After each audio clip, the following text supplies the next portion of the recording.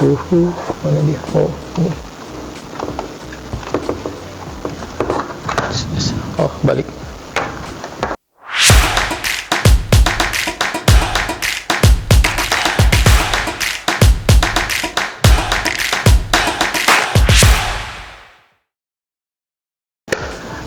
Halo, selamat datang kembali di channel YouTube saya yang khusus untuk membahas gear-gear underwater fotografi maupun videografi. Kali ini khusus saya akan membahas ada barang baru nih. Yaitu adalah Atomos Housing Ninja 5. Nah, saya unboxing di sini nih, masih baru. Oke.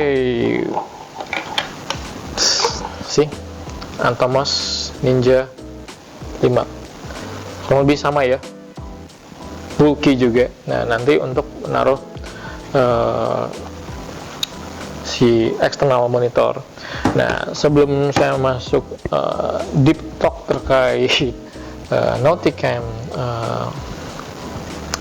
Atomos Ninja 5 ini, kenapa sih Anda butuh external monitor gitu? Kenapa menggunakan LCD? Kenapa menggunakan LCD di lens kamera saja gitu? Nah, sebenarnya balik lagi ya sama yang namanya kebutuhan Anda. Nah, untuk di dunia fotografi mungkin menggunakan external monitor, saya bilang Anda tidak butuh-butuh amat, karena menurut saya misalnya di viewfinder Anda bisa melihat di LCD screen juga cukup, menurut saya sudah lebih dari cukup. Namun ya, untuk videographer profesional itu rata-rata mereka membutuhkan external monitor. Nah, apalagi kalau untuk dunia perfilman atau iklan dan segala macam lah, you name it. Nah, rata-rata semuanya mereka butuh external monitor untuk kontrol, karena di LCD belum tentu bisa menyampaikan informasi yang sama dengan apa yang di screen sebenarnya. Jadi Anda butuh external monitor. Nah, itu balik lagi sama kebutuhan, apakah butuh external monitor sebagai tambahan Anda atau tidak. Itu balik lagi sama penggunaan ataupun apa sih targetnya gitu. Kalau sedangkan saya terus terang menggunakan external monitor untuk pekerjaan-pekerjaan yang terkait sama videografi, di mana Ninja 5 Atomos ini menawarkan Anda untuk ProRes recording atau screen recording dengan kualitas 4K 60 frame per second, dan informasinya juga di sini cukup detail ya, di mana untuk orang videografi yang pastinya akan melakukan post production atau editing video, apalagi kita untuk underwater itu namanya color grading, itu tidak lepas dari color grading. Underwater tidak lepas dari color grading. Kenapa? Karena tahu sendiri kalau laut itu biru, dan ya banyak kondisi-kondisi yang harus kita readjustment white balance-nya. Sekarang balik lagi, why external monitor? Ya, seperti yang saya bilang tadi, bahwa dia bisa merekam screen dengan kualitas 4K 60 frame per second. Artinya apa yang ada di sini, hasil yang di kamera, Anda bisa hasilnya kualitasnya bisa direkam 4K. Jadi untuk kamera-kamera yang terbatas ya, contoh hanya kameranya dia cuma bisa full HD 60 frame per second dan tidak bisa go higher segala macam, nggak bisa 4K. Yang kadang-kadang 4K dengan kemampuan 4K recordingnya cukup membantu. Why? Ya karena di kameranya hanya maksimum cuman full HD, sedangkan dengan dia ngerekam melalui screen bisa dapat 4K. Ya, itu balik lagi win-win solution. Nah, maunya seperti apa? Nah, kebanyakan kalau untuk profesional underwater photography, videografi, itu rata mereka menggunakan external monitor. Kenapa? Ya tadi, seperti Anda tidak harus khawatir apakah nanti ada heat issue. Nah, seperti di channel saya sebelumnya saya bilang tentang kalau ngerekam suka ada heat issue. Nah, Anda tidak perlu khawatir lagi untuk ngerekam hanya mengandalkan di kamera. Anda bisa merekam dengan menggunakan external monitor, hasilnya sama. malah lebih bagus. Ada suara motor. Oke, kemudian apa sih kelebihannya lagi dari Atomos ini? Kenapa sih Atomos, kenapa nggak merek lain nih? Nah, so far di pekerjaan yang saya sudah lewatin, kualitasnya dari Atomos itu sudah terakuin ya. Selain dia bisa silok, untuk merekam dengan silok, artinya untuk kalau silok pasti dengan dynamic range-nya lebih tinggi. Kemudian juga color space-nya juga lebih fleksibel, lebih wide, bisa pakai 422, LQ, HQ, ataupun bisa menggunakan dengan ProRes. Nah, itu balik lagi kalian mau seperti apa. Jadi Anda bisa pilih lah. Jadi cukup fleksibel ya kalau Anda di dunia videografi. Jadi sedangkan kalau misalnya kita ngerekam 4K nih dengan menghadap dengan kamera doang, itu biasanya kita ada namanya kendalanya sama writing speed. Nah, kalau untuk DSLR itu akan jadi kendala utama karena CF card-nya, nah biasanya kalau yang kamera-kamera lama DSLR kan CF card itu dia writing speed-nya tidak terlalu tinggi. Jadi untuk 4K kadang-kadang agak susah karena harus terbatas 1 menit di cut, 2 menit di cut, jadi agak annoying. Nah, Canon R5 kebetulan menawarkan yang lebih baik lagi, jadi ya dia bisa menggunakan CF Express dengan writing speed-nya cukup tinggi, jadi bisa merekam dengan kamera langsung. Hanya saja kadang-kadang namanya heat issue menjadi faktor kendala kita untuk merekam, jadi sangat annoying. Untuk videografi makanya saya butuh external monitor untuk melaksanakan project. Jadi saya tidak hanya mengandalkan di kamera, tapi saya bisa mengandalkan dengan external monitor. Kemudian Atomos datang tidak langsung dengan baterai. Jadi jika Anda beli monitor Atomos tidak langsung datang dengan baterainya ya, dengan mobile baterainya enggak. Jadi kalian harus beli terpisah. Kemudian juga seperti ini baterainya. Ya, sini mereknya saya ngambil Wasabi. Banyak sih merek di luar, tapi biasanya saya butuh 2 atau 3 untuk sekali project untuk 1 hari. Itu sudah cukup. Nah, bisa 3 kali dive, pakai 3 kali baterai. Sebenarnya 2 kali dive masih bisa 1 baterai. Nah, kemudian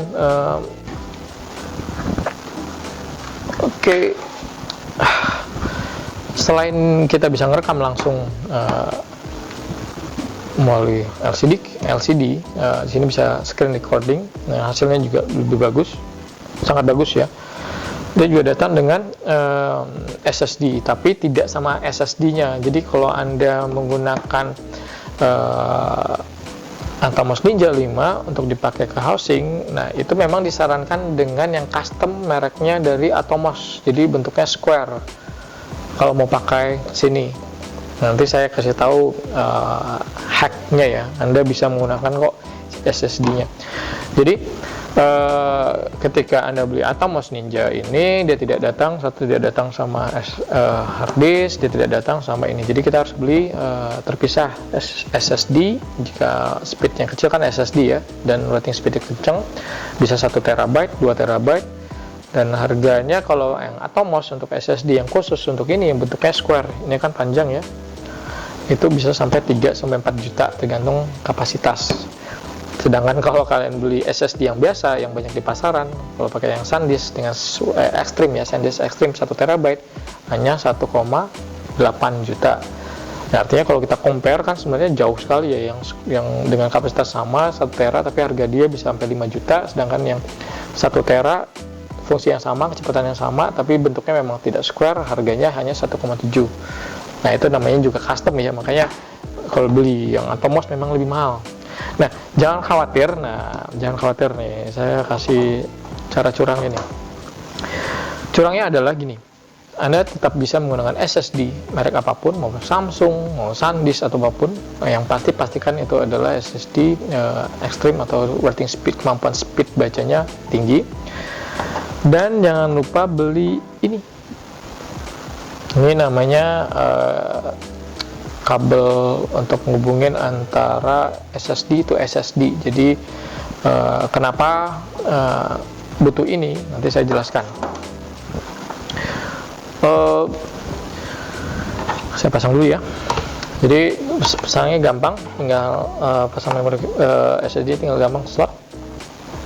Ya, kalau seperti ini ada HDMI in dan HDMI out. Kemudian tinggal pasang baterainya. Oke. Nah, sudah nyala. Oke, sekarang tinggal kita pasang. Nah, pasangnya tinggal gampang juga. Nah, Noticam press and open ya, open sesuai gini, tinggal kita buka ads ya, kurang lebih ini dalamnya simple ya, dalamnya saya balikin. Nah, ini deh. Nah, kalau dari luar, di sini pencetan tombolnya semuanya ada ya, semuanya bisa diputar juga. Anda bisa rekam, sama juga menawarkan vakum ya. Jadi sini juga ada vakum atau leak sensor. Dan di sini ada lock. Oke. Menyambung yang tadi saya bilang, nggak perlu khawatir sama SSD. Kenapa sih butuh ini? Oke, saya jelasin ya. Perhatikan benar-benar. Nah, pertama, kenapa yang si Atomos menyediakan Atomos SSD card-nya di sini itu lebih mahal? Karena ketika Anda menggunakan, sorry saya pasang dulu.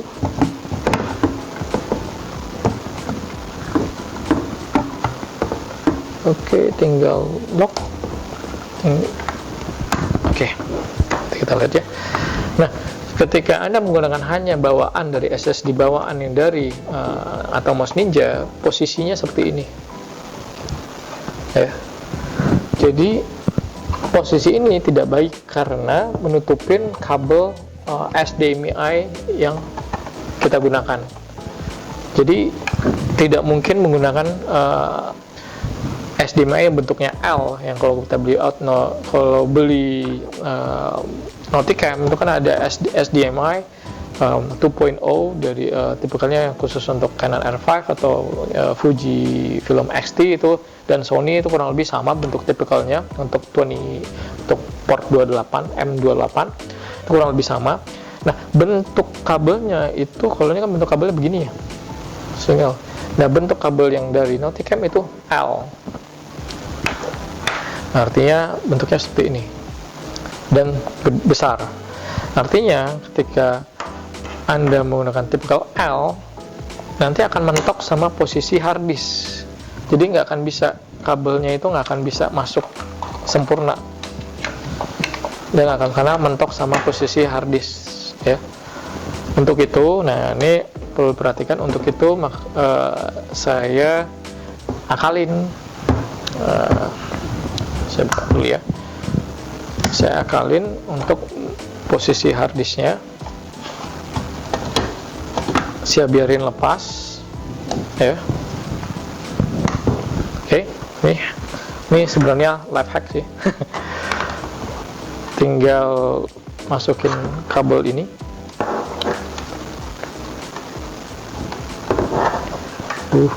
mana dia? Oh, ini. Oh, balik.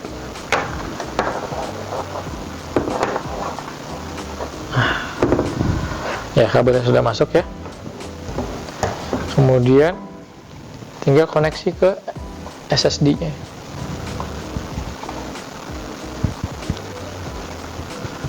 Oke, seperti ini.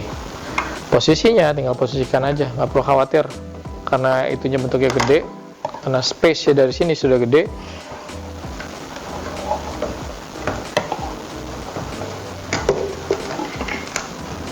Tinggal ditutup.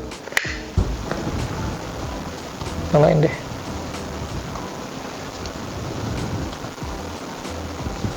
See? Working perfectly. Nah, kenapa saya kasih tahu ini ya? Karena ketika kita beli, ketika saya beli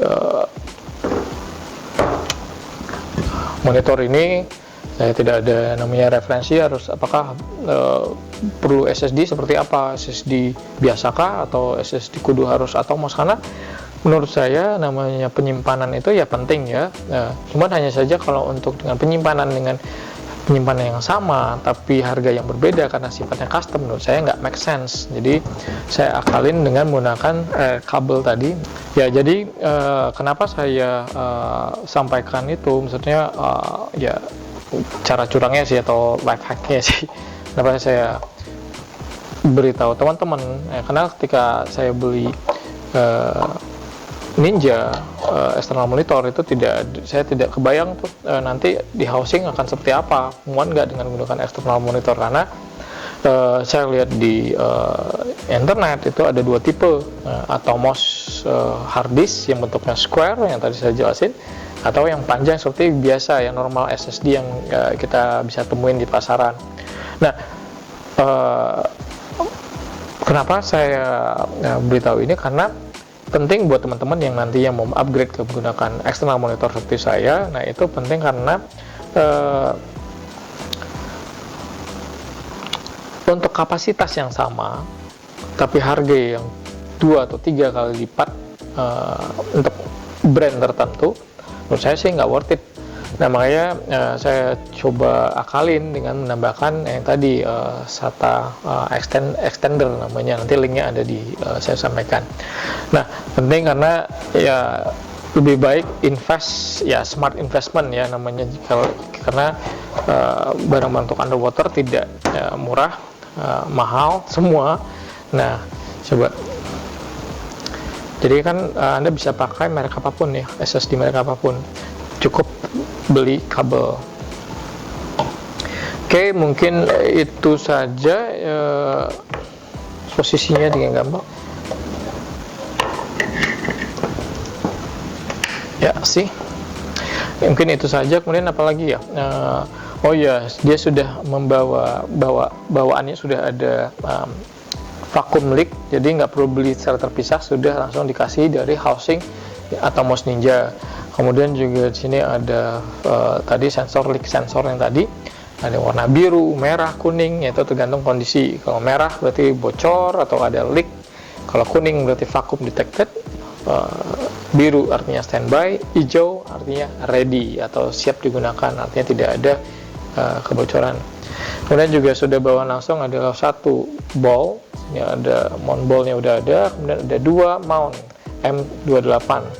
Nah, M28 ini kenapa sih dua gitu? Nah, karena kalau kalian bekerja di dunia perfilman untuk underwater, nah itu monitor kontrol sangat dibutuhkan. Kenapa? Karena yang M28 port bisa untuk hubungan langsung ke kamera, ke sini, ke M24 yang di sini. Nah, sedangkan M28 lainnya itu menghubung ke monitor, biasanya digunakan monitor yang di darat. Jadi mungkin ada HDMI 2.0 yang dari housing kita, tergantung kedalaman sih kebutuhannya. Nah, Nauticam itu kalau nggak salah menawarkan ada dari 5, 10, 15 sampai 30 meter. Nah, harganya juga tidak murah karena HDMI 2.0. Nah, makanya di sini ada adjust my input and output. Nah, nanti bisa dilokasin dengan posisi yang berbeda. Kemudian juga kalau mau menambah aksesoris lainnya atau mau menambah seperti ini ya, seperti ini di sini, nah, Anda tinggal beli ada aksesoris dari Nauticam juga. Mungkin mau nambah bentuk dudukan GoPro atau dudukan video light, Anda bisa tambahkan di sini. Well, untuk hal lainnya mungkin sama ya, sistemnya lock and press and lock ya sama. Nah, kemudian tombol-tombolnya juga khasnya Nauticam, seluruh kontrol yang ada di monitor bisa Anda gunakan, bisa mau cek RGB, recording, semuanya bisa digunakan ya. Oke, mungkin itu saja yang saya sampaikan untuk eksternal monitor housing dari Nauticam, dan juga tadi Atomos Ninja 5, apa kelebihan dan kekurangannya.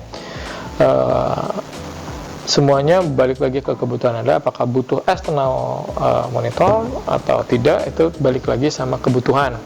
Jika hanya untuk foto mungkin tidak perlu external monitor, tapi jika untuk mulai professional underwater videographer itu mungkin Anda butuh bantuan monitor. Jadi conclusionnya adalah lihat lagi kebutuhannya seperti apa, butuhnya lihat lagi apakah Anda butuhkan untuk external monitor atau Anda butuh 4K tapi kemampuan kamera hanya Full HD, full frame. Nah, mungkin dengan menambah dengan external monitor menjadi salah satu cheating untuk Anda mendapatkan kualitas 4K. Nanti balik lagi, Anda butuh 4K atau tidak, karena platform monitor saat ini jarang sekali, apalagi Indonesia jarang sekali yang sudah 4K, walaupun sekarang udah banyak monitor LCD 4K di pasaran, cuman hanya saja kalau untuk kita ngomongin perfilman itu rata-rata masih pakai Full HD. Kalau untuk 4K itu biasanya untuk TVC. Oke, mungkin itu saja yang saya jelaskan terkait monitor eksternal housing dari Nauticam.